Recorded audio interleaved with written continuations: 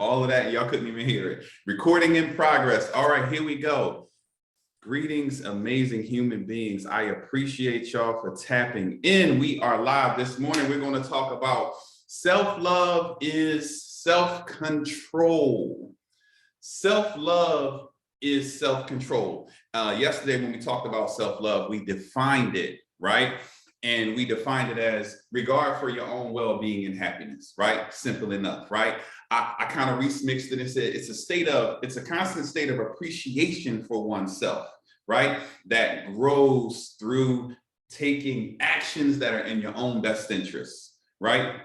So that's what self-love is. Now today, that's the definition, I should say. Today we're going to talk about how self-love can show up in our lives, right? Self-love is self-control, right? Self-love is self-control. What the heck does that mean? So let's talk about it for a moment.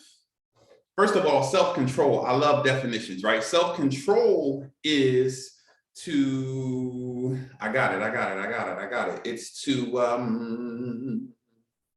the ability to regulate.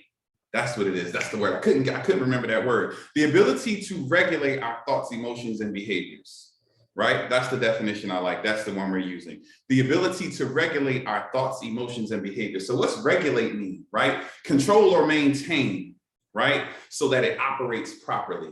Control or maintain so that it operates properly. Control or supervise, right? By means of rules and regulations. So, right, to regulate something is to control or maintain it so that it operates properly. So if we're saying that self-control is the proper regulation of our thoughts, emotions, and behaviors, what I'm proposing this morning is that, a surefire way for us to love ourselves, right? And really, really be invested in our own happiness, right? Is to regulate our emotions, right? Regulate our thoughts and regulate our behaviors. So what does that look like, right? Let's just get right into it. What does that look like? So why thoughts, emotions, and behaviors? How about we do that? Because thoughts become things, right? I hope and pray that we're aware of that. If we're not aware of that, if this is a light bulb moment, then I hope this is a moment that changes your life. But what you think about is what becomes your reality, right? What you think about is what becomes your reality. Thoughts become things, right? So the things that you allow your mind to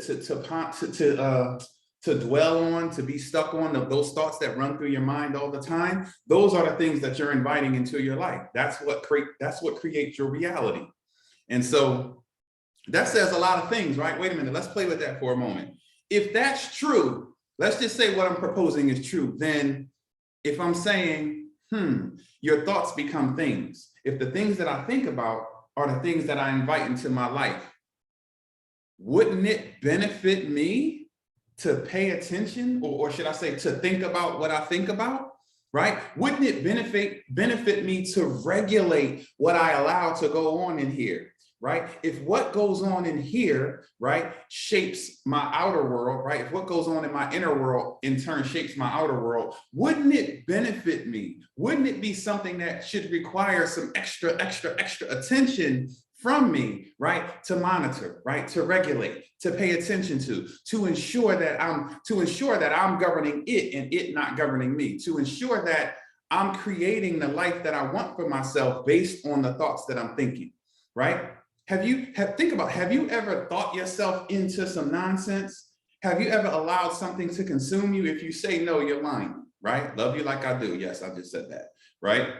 Because if you say no, you're lying. We've all done it. That's how humans work, right? So if self-love is self-control and self-control is regulating my thoughts, and I understand that thoughts become things, then wouldn't it benefit me to invest some time and energy and attention into governing my thoughts, into not allowing anything to just have its way in here?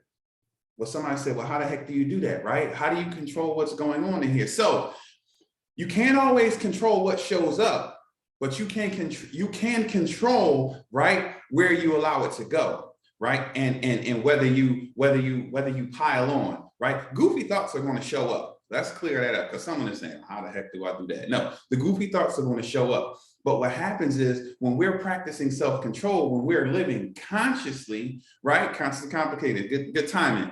Thanks for jumping on. When we're living consciously, right? When we have that awareness in our lives, which is what self-control requires, right? A high level of awareness, because you can't regulate something that you're not aware of, right? Regulate said, you know, to govern a thing, to control or supervise by means of rules and regulations. So we have to have some rules and regulations that we, as we govern our minds, right? What's allowed in here? Wait a minute, right? It's just like, you know, you got to be dressed a certain way to get in the club. Well, you got to be dressed a certain way to hang out in here. You can show up, you can come to the door, but I'm at the place where my self-control says, whoa, wait a minute. I'm governing what's going on. I'm governing who's allowed to hang out in here, right? So we have to really govern our thoughts, right? That's one way to practice self-control. And then our emotions, right? Why is this important? This is something I talk about all the time, and this is something I strive for all the time. Why our emotions? Because if we don't govern our emotions, how do I want to say it? Our emotional state dictates or determines which version of us shows up in a given moment. Let me say that again. Our emotional state determines or dictates, right, which version of us is going to show up in a given moment. So wouldn't it benefit me, right, to govern or to monitor or to police my emotional state, right? Let's think about that for a moment, right? There are multiple versions of you, right? And if the upbeat, excited, open version of you shows up, right?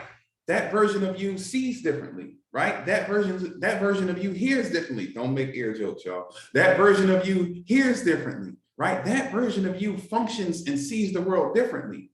Right? So when you're upbeat, when you're open, when you're high energy, right? When you're well rested, when you've been monitoring your thoughts and you've been thinking on positive things and the outcomes that you desire for your life, SJ, good morning, right?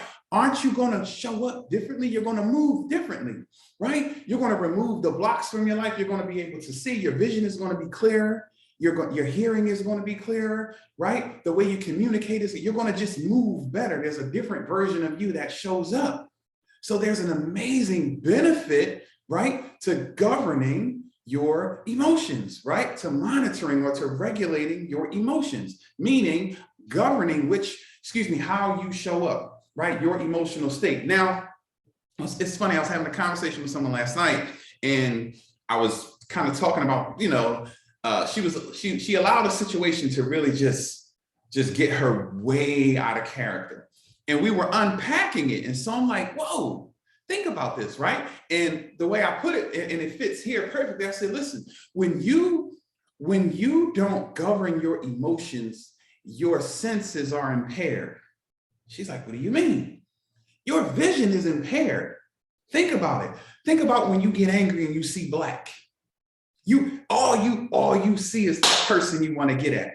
Right? You check out, your vision is impaired, your hearing is impaired. It's like, yo, breathe, calm down. I don't want to hear it. I don't want to see the other options. All I know is this angered me and I want to make something happen. I want to get to that. Right? Is that a healthy place to be? I got friends right now who aren't coming home because they couldn't govern those emotions, right? And they allowed themselves to just, all of their senses became impaired, right? Think about it. All of your senses become impaired when you don't govern your emotions. So it's vitally important that we invest the energy into governing our emotions so that the proper, and you define proper, right? You define proper, the proper version of you shows up in a given moment, right? So it's vitally important. Now, what about our behaviors? Our behaviors is, you know, the behaviors, that's self-explanatory. Right? Why do I want to govern my behaviors? Because your behaviors, the actions that you take, the things that you do, right? Don't we think it's important to invest some energy into that? So what I'm proposing is, right, that, here we go. Self-love is self-control, and self-control gives us the ability to use our superpowers properly, right? That's what we've been unpacking, right?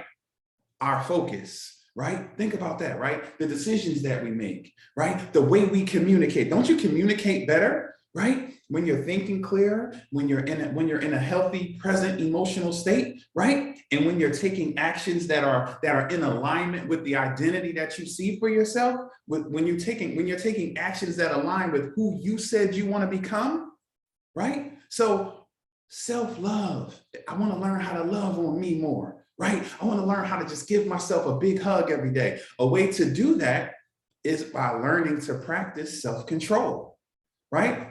I got a minute here. Let's see here. Adrian said, I'm a work in progress.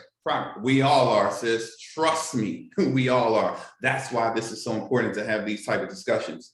I'm a work in progress. In some areas, my emotions ride higher than others, and I shut down. I'm aware and working on it. No seeing black, though. Thank you. But thank you for sharing that, right? Especially publicly, right? That's a big deal, right? That's a huge step. And you know, you're connected, you're putting in the work, as you said, and the awareness. That's the biggest part, right? You are aware of it, so you're paying attention, right? And now you're putting in the work. And now when things try to get a little goofy, right? You're going to be governing your thoughts. So in turn, you can govern those emotions. So in turn, you can take proper actions. And again, you define proper. I don't define proper for you, just like you don't define that for me, right? So I'm glad you shared that. Thank you, because you just spoke for all of us, right? She said, I'm a work in progress. In some areas, my emotions ride higher than others, and I shut down. That's a lot of us, right? Some of us shut down, some of us turn up, some of us punch a hole in the wall, some of us, some of us drink, some of us smoke, some of us have illicit sex, whatever our thing is, right? We all have our thing that we resort to. So what I'm proposing is that if you want to learn how to love on you a little more, invest some time and energy into practicing more self-control. All right. All right, beautiful people. That's my time for this morning. Absolutely appreciate y'all for tapping in. Thank y'all, thank y'all, thank y'all. Go be awesome today. Let's see here.